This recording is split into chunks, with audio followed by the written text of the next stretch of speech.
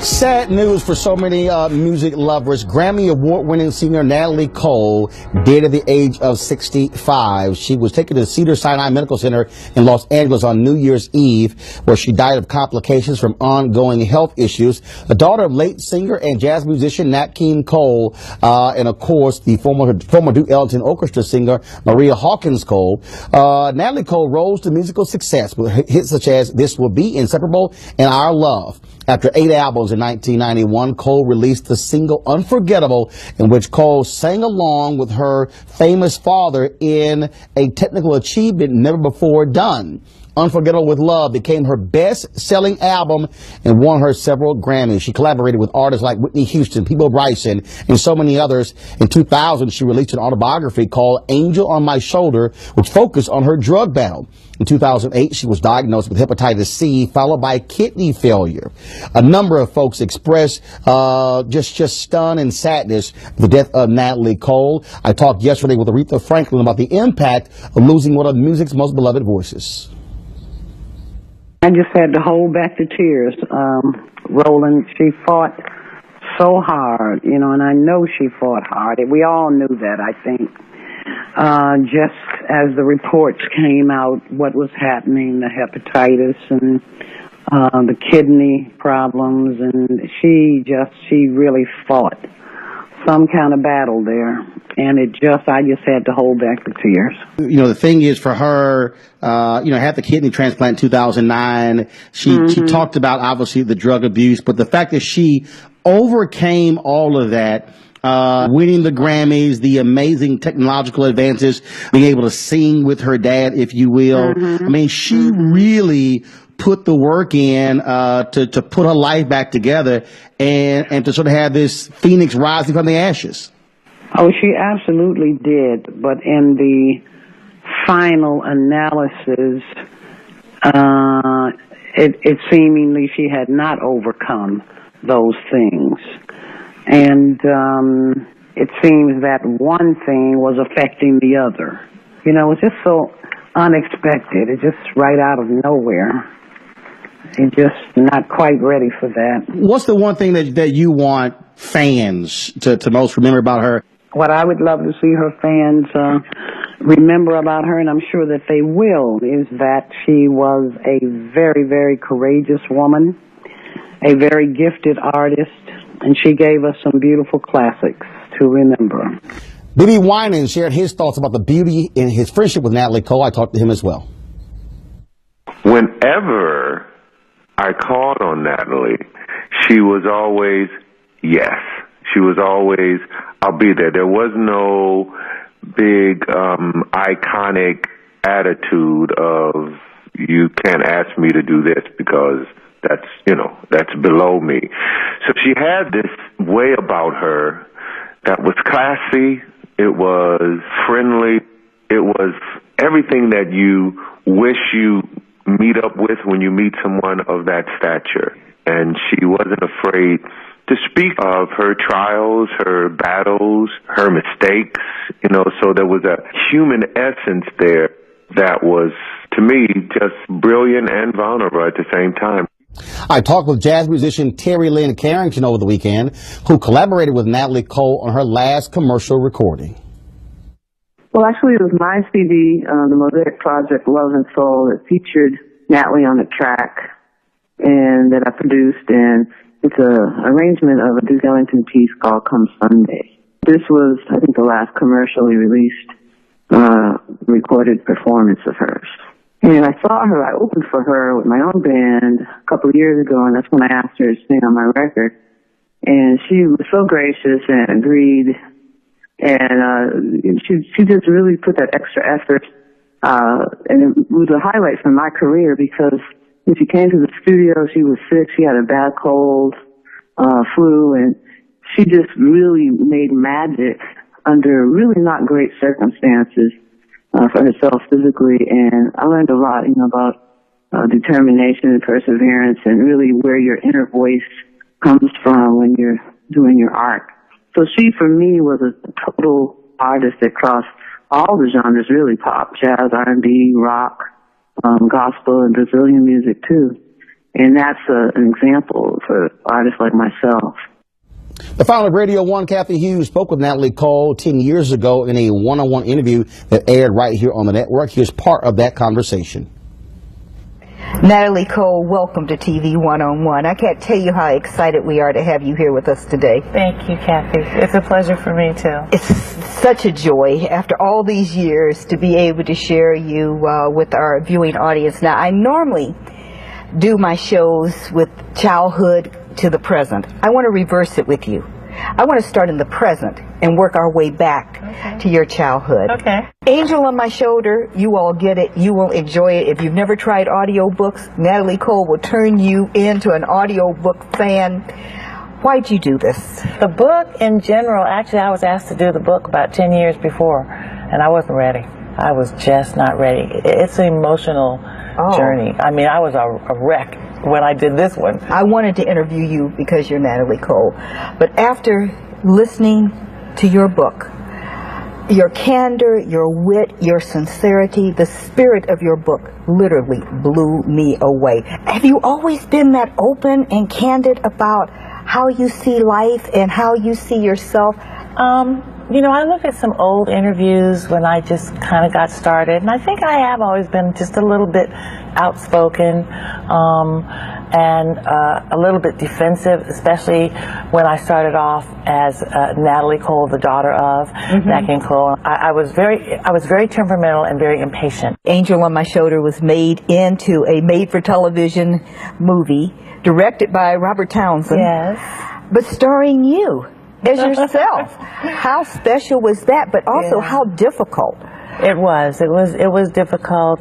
We chose several different actresses up until a certain age, and then we thought that it would be very effective for me to step in as the real me from a certain age on. It was a little therapeutic, of course. There was a lot of emotion on the screen. You were reenacting parts of your life some very difficult that you had grown to hate about what you had gone through, and yet here you would have to go through it again. Yeah, it's just about feeding into that pain. You never really close the door on certain experiences in your life because, first of all, it keeps you grounded, and second of all, it just keeps you grateful. You're celebrating 23 years of sobriety. Yes. Big kudos. Big deal. Big deal. Congratulations. God bless you. Thank you. I mean, that's so incredible. I couldn't have imagined it in a million years, Kathy. Over that 2 my life decades. would be so different. Wow. And let me just say that on the serious side, again, it's not a door that you ever close. That's why you talk about I'm still sober after 23 years, or I am a recovering drug addict. It's important that the language be there because it's not something that's ever over. If I went out at the end of this interview and had some cocaine, I might never be sober ever again for the rest of my life. Not only that, it could probably kill me. But how, in your profession, because you earn your living in the nightlife, right? How do you avoid the temptation?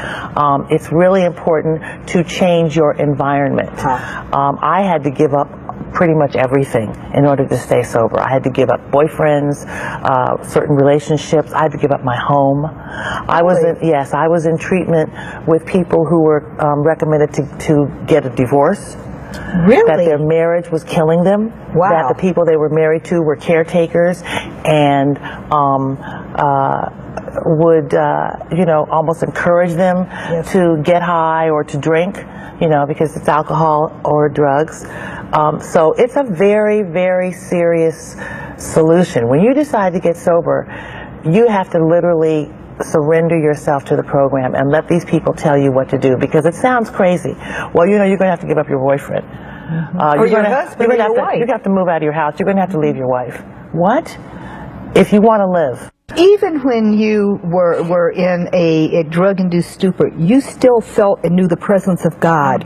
You were aware of the God force working through you and in you and around you. For me, in spite of me. And when I was even spending time in Canada, of course I had to be there because it was a legal situation, and even then I dreamt of my father and him trying to come and get me and pull me away from all of this. You think if your father had lived, your life would have been differently? It's very possible. It's very possible. You were 15. Yeah, when he when passed, you lost yeah. your father. 9 days after my birthday. Unforgettable with Love. Everyone knows, mega hit. 7 Grammys, 14 million copies.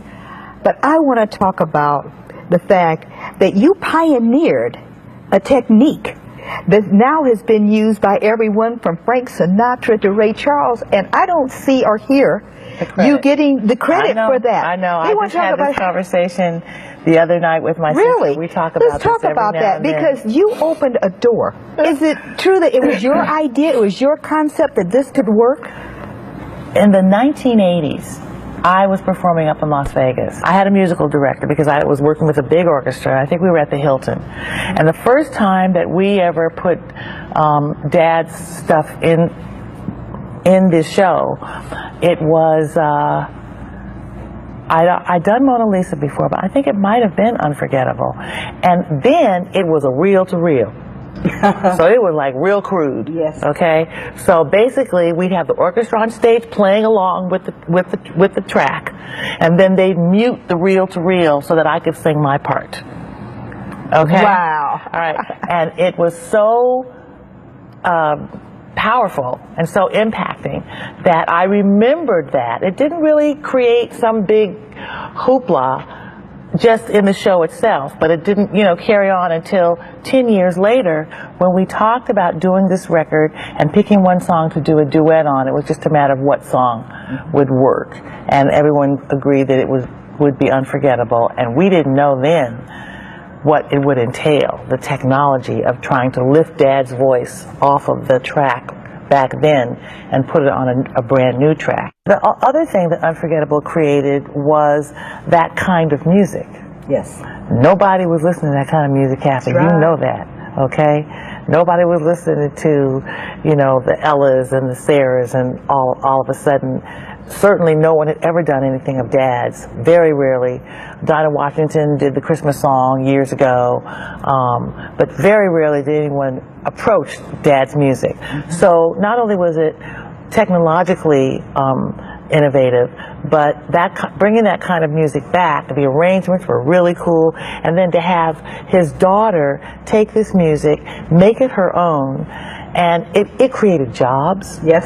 The strings hadn't seen the inside of a studio in so long. That's It was, That's right. It was all electronic. That's right. Synthesizers Okay? Right. were the orchestra. Musicians and arrangers were getting jobs again, Right. and artists were now going, Last year you celebrated the 30th anniversary of your first album. Did you have any idea that 30 years later you would still be enjoying this level of popularity, and what's the secret to that type of longevity? Because, everyone, some of the I'm greatest. surprised, You are really? Yeah, I don't necessarily have a lot of faith in, critics who, they will cut you off at the knees, Yes, they will. They really will. They so often Yes. can make or break a career. Yes. My faith is in the people. My faith is in the audience. My faith is in radio, actually, the radio people. And that's really about it. Other than that, I have no real secret as to why I'm still here. Being in a musical family and with my dad and seeing the things that I did, I'm just all over the place. I'm a little schizophrenic, and sometimes it works for me and sometimes it works against me, but it keeps me interested. It keeps me passionate because I love so many different kinds of music. Your father left an incredible legacy. You also will be leaving a legacy. Wow. What do you want us to say about you once Natalie Cole is no longer with us? I guess I want people to think of me as someone who loved God, loved the life that He gave her, used the life that He gave her in a way that touched people, made them smile, and that she knew that she had one of the best jobs on the planet. Kickstart your day at 7 and get the news you need from the perspective you want. News 1 Now with Roland Martin, every weekday morning at 7 on TV 1. Sang along with her famous father in a technical achievement never before done. Unforgettable with Love became her best-selling album and won her several Grammys. She collaborated with artists like Whitney Houston, Peabo Bryson, and so many others. In 2000, she released an autobiography called Angel on My. Sad news for so many music lovers. Grammy Award-winning singer Natalie Cole died at the age of 65. She was taken to Cedars-Sinai Medical Center in Los Angeles on New Year's Eve, where she died of complications from ongoing health issues. The daughter of late singer Shoulder was focused on her drug battle. In 2008, she was diagnosed with hepatitis C, followed by kidney failure. A number of folks expressed just stun and sadness at the death of Natalie Cole. I talked yesterday with Aretha Franklin about the impact of losing one of music's most beloved voices. Singer and jazz musician Natalie Cole, and of course the former Duke Ellington Orchestra singer Maria Hawkins Cole. Natalie Cole rose to musical success with hits such as This Will Be Inseparable and Our Love. After 8 albums in 1991, Cole released the single Unforgettable, in which Cole... I just had to hold back the tears. Roland, she fought so hard, you know, and I know she fought hard. We all knew that, I think. Just as the reports came out, what was happening, the hepatitis and the